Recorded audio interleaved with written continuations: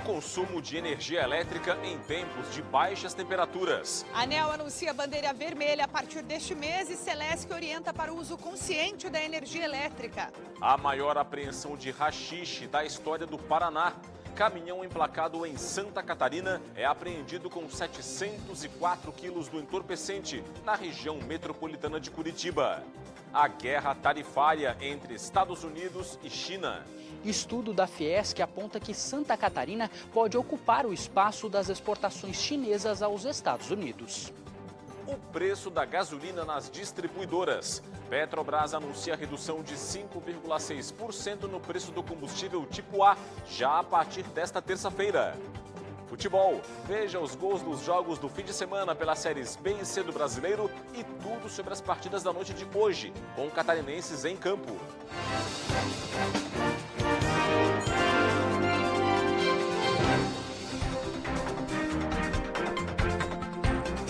Olá, uma boa noite e uma excelente semana para você. O Band Cidade começa nesta segunda-feira com uma informação importante. A energia elétrica vai ficar mais cara a partir deste mês, com a introdução pela Agência Nacional de Energia Elétrica, a ANEEL, da bandeira vermelha. Isso somado à chegada do inverno e das baixas temperaturas que aumentam a demanda, tudo isso torna ainda mais importante ficar atento às dicas para economizar energia elétrica dentro de casa. Confira. Banhos mais longos, aquecedores ligados por mais tempo e luz acesa por mais horas fazem parte da rotina durante o inverno, mas podem pesar no bolso. A Cláudia está sempre atenta. Na casa dela, o consumo é regrado para tudo, seja em qual for a estação. Eu cuido muito, eu gosto de cuidar da energia, da água, de tudo, né? Porque a gente vê que tem tanta coisa cara por aí, por que a gente não pode colaborar com isso, né? Eu, principalmente, eu moro sozinha, né? Mas eu não gosto de exagerar nas coisas. Neste período mais frio, o chuveiro elétrico, por exemplo, pode representar até 30% da fatura. Por isso, a dica também está em tomar banhos mais curtos. No caso do chuveiro, como a gente não vai tomar banho frio, né? Então a gente não vai diminuir a temperatura da água. Então a dica para economizar, o ideal é que a gente diminua o tempo de banho.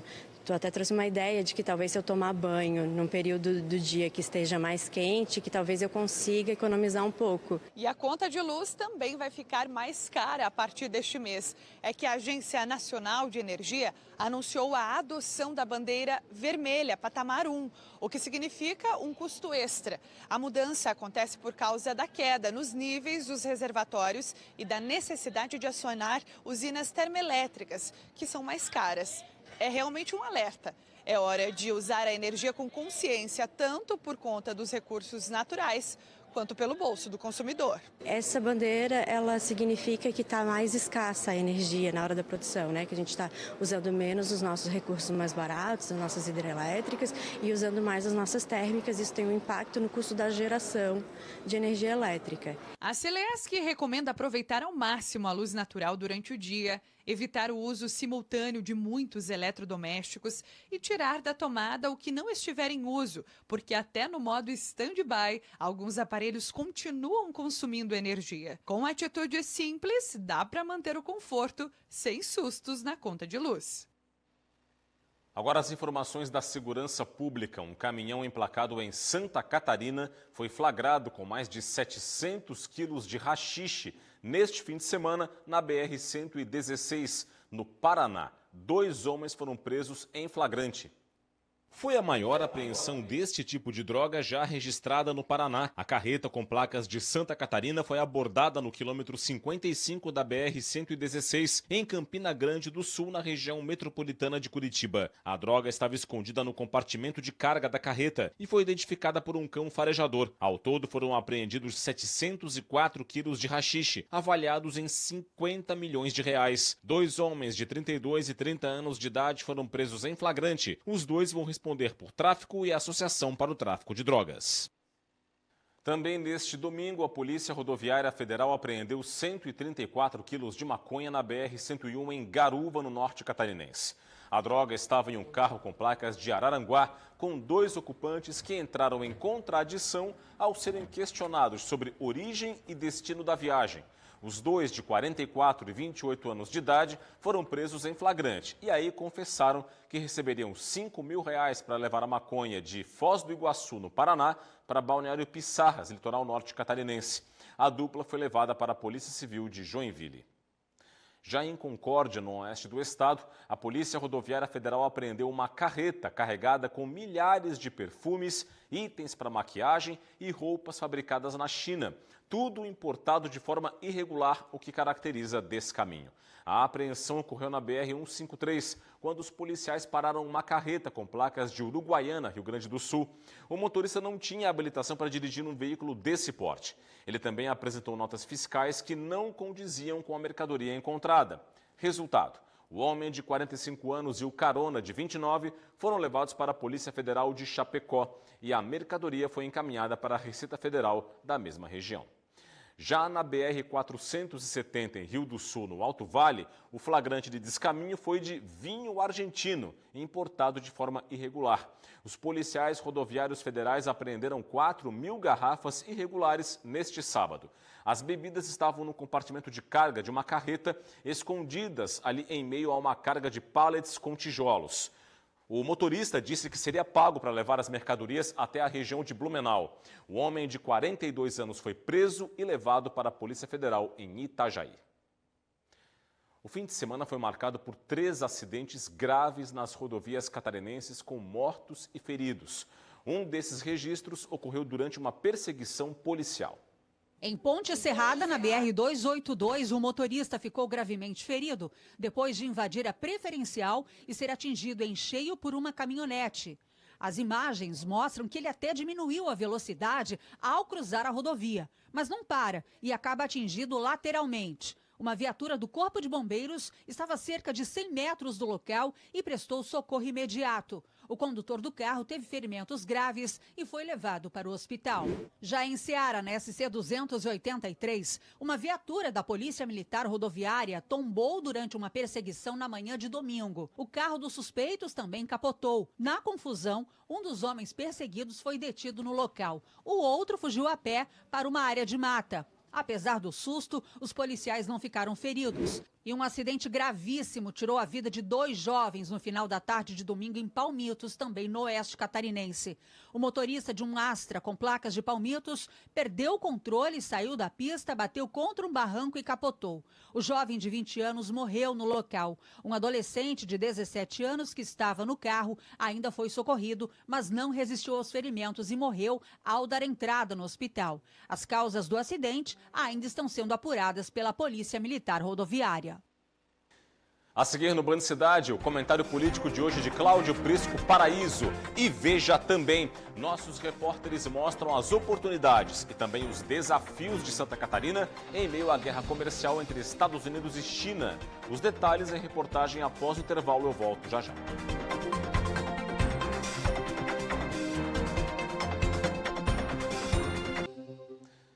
Muito bem, estamos de volta com o Band Cidade, já com Cláudio Prisco Paraíso aqui no estúdio, porque é hora de falar de política. Tudo bem, Prisco? Boa noite. Vamos, Rodrigo. Bem de fim de semana? Tudo tranquilo, super bem.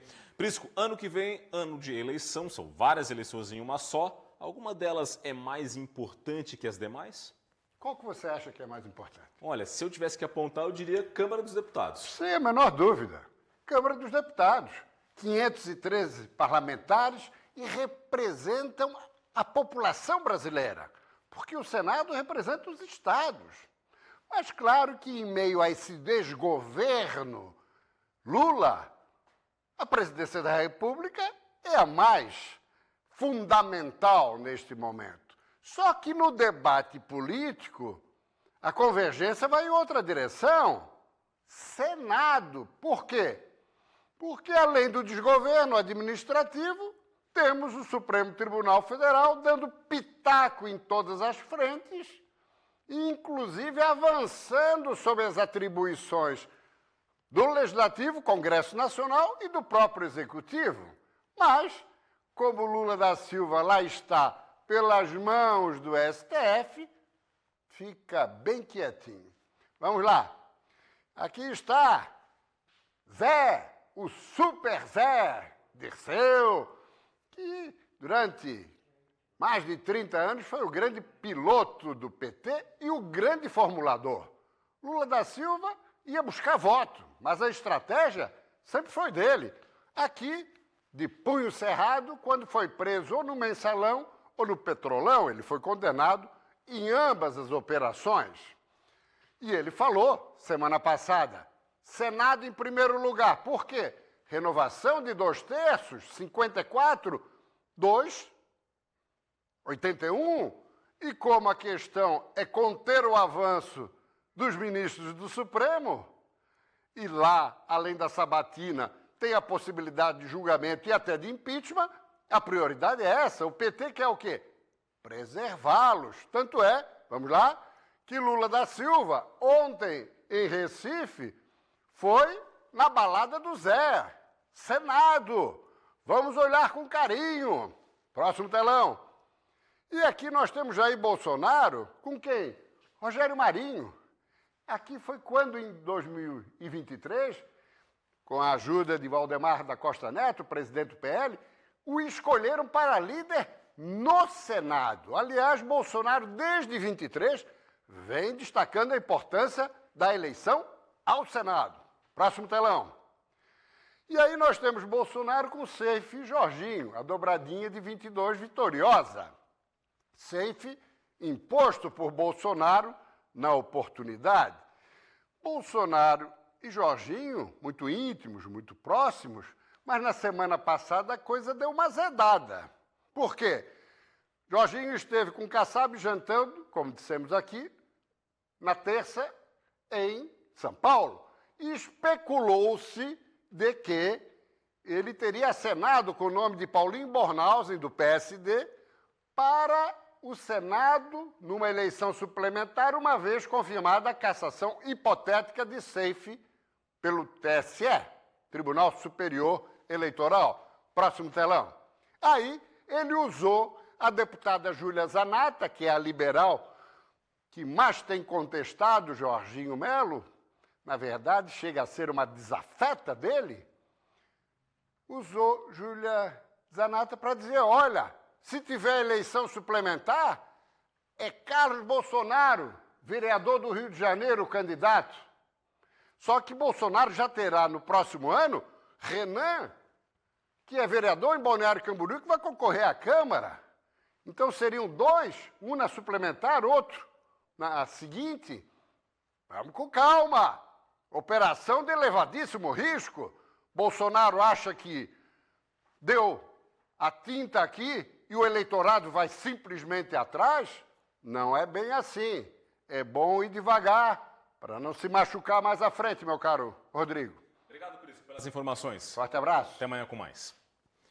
Vamos em frente, olha. Os Estados Unidos são os maiores parceiros comerciais catarinenses, responsáveis pela compra, somente no primeiro quadrimestre do ano, de mais de $500 bilhão em produtos catarinenses. Esse valor pode subir ainda mais em meio à guerra tarifária entre o país norte-americano e a China. Mas é preciso ficar atento. O estudo é da Federação das Indústrias do Estado. A pesquisa apontou que a taxação dos produtos chineses pelos Estados Unidos, que chegou a 145%, abre uma brecha para que a indústria catarinense ocupe esse espaço. Setores podem se beneficiar da guerra tarifária, com o aumento das vendas para o país norte-americano. Um grande exemplo é, sem dúvida, o setor de equipamentos elétricos, que é um dos grandes exportadores já hoje também para a economia norte-americana, né? Nós temos também o setor de têxtil, confecção, couro e calçados, que poderia aproveitar essa perda de competitividade dos produtos chineses, e também o setor de máquinas e equipamentos, que tem uma parcela relevante nas nossas exportações. Ao mesmo tempo em que o Estado pode ser beneficiado pelas tarifas impostas pelos Estados Unidos aos produtos da China, o mesmo estudo aponta que o excesso de produtos chineses no mercado internacional também pode impactar a indústria catarinense. A indústria têxtil catarinense teve crescimento de 7,1% no ano passado. Com a possibilidade de ser afetado pela importação de produtos chineses, o setor entende que o cenário é de instabilidade. E o que a gente tem acompanhado de todas essas mudanças no ambiente macroeconômico, no ambiente internacional, são mudanças que não estão estabilizadas, né? Então, aumenta a tarifa, diminui tarifa, congela a tarifa. Então, os acordos mais estruturados entre as empresas mais estruturadas com varejistas mais estruturados dos outros países acabam não tendo segurança para reagir nessa mesma velocidade. Portanto, o momento pede paciência ao empresário para aguardar os próximos capítulos da novela comercial entre Estados Unidos e China. O que vale é do industrial continuar monitorando a economia internacional, né, monitorando esses desdobramentos, porque a gente deve ter aí um impacto como um todo na economia global, já que a gente está falando de duas grandes economias, né? A Petrobras anunciou para esta terça-feira uma redução do preço da gasolina vendida para as distribuidoras.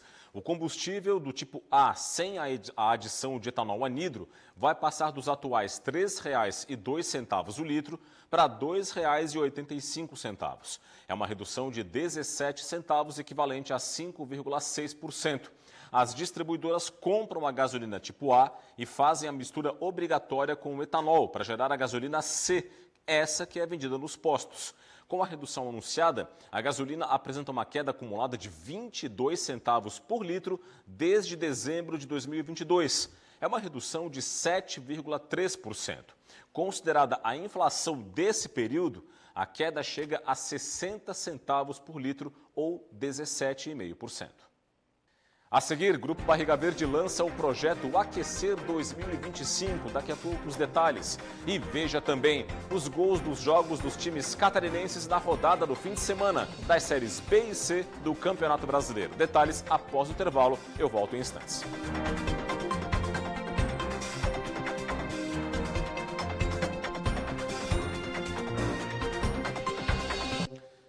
Estamos de volta com o Band Cidade. A gente viu no começo do jornal, né? O frio aumentou nos últimos dias, nessa reta final de outono. Com as baixas temperaturas, muita gente precisa de ajuda com roupas mais quentes, cobertores, calçados, não é verdade? Por isso, o Grupo Barriga Verde lançou uma nova edição do projeto Aquecer, que arrecada esses donativos para pessoas de baixa renda. Detalhes com o repórter Thaisa Kisiel. Aqui em São José, um dos pontos de coleta é na loja Barigui, na Presidente Kennedy. E o projeto Aquecer, então, segue até o dia 31 de julho para contar um pouquinho mais sobre a experiência de também fazer parte de uma ação tão solidária envolvendo questões sociais. Está conosco, então, o gerente comercial aqui da loja Barigui, o André Travieso, para falar um pouco dessa parceria, né? Tudo jóia? É isso aí, tudo bem. O Grupo Barigui com o Instituto Barigui, ele tem uma sensibilização muito forte com esses projetos sociais. E você também não pode perder a oportunidade de vir aqui, não somente para conhecer um pouco a nossa loja, mas sim para participar do projeto, que é o Projeto Aquecer, e está beneficiando muita gente aí com nossa dificuldade do frio aí. Vale a gente destacar, então, que as doações que podem ser feitas aqui no Projeto Aquecer, cobertores, calçados, roupas, e essas roupas em bom estado, né? Roupas limpinhas, para que as pessoas, de fato, possam, então, receber estas doações e usar de fato. Então, o Projeto Aquecer, vale lembrar, segue até o dia 31 de julho, uma campanha do Grupo Barriga Verde, da TVBV, do portal TVBV Online e da Band Floripa.